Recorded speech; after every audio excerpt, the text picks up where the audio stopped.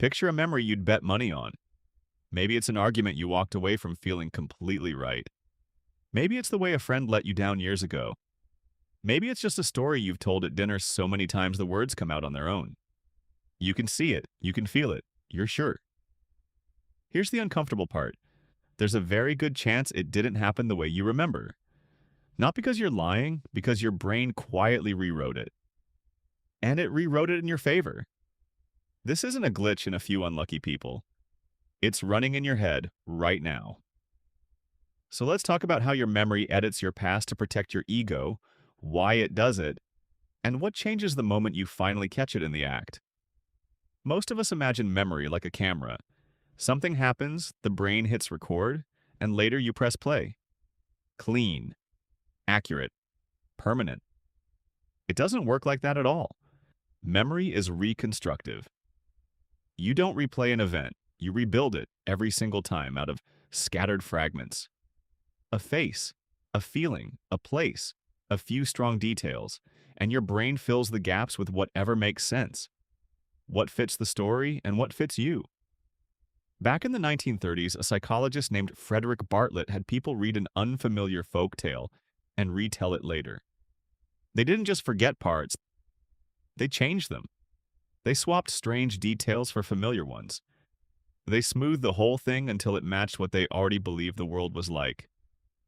They weren't trying to lie. Their minds were quietly editing reality into something more comfortable.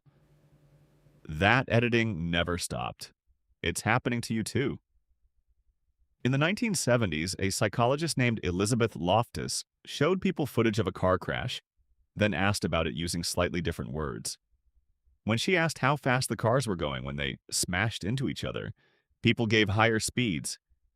And a week later, many of them remembered broken glass at the scene. There was no broken glass. One word, slipped in afterward, reshaped what they thought they saw.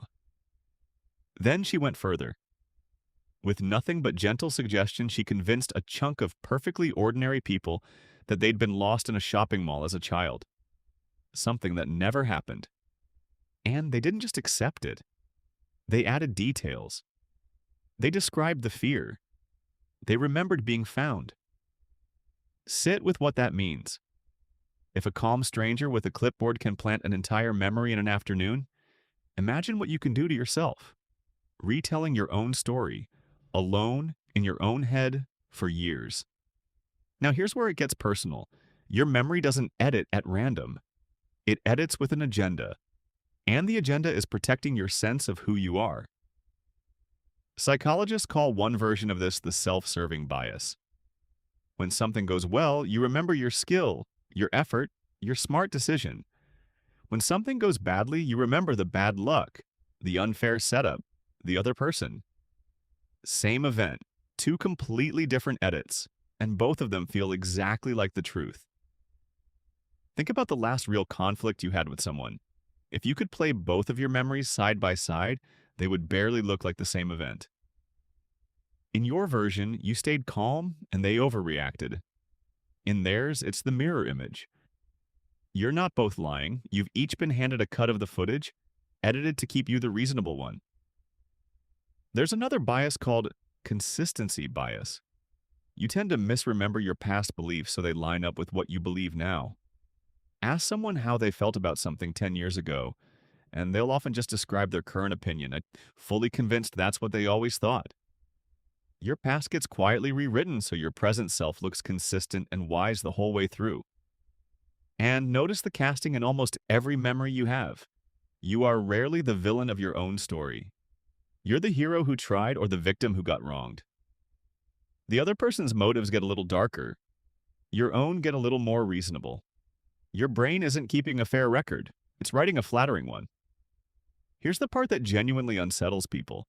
For a long time, we assumed a stored memory just sat there, safe and untouched. But neuroscientists found something called reconsolidation. When you pull a memory up, it doesn't stay solid. It becomes briefly editable again, like a document you've reopened.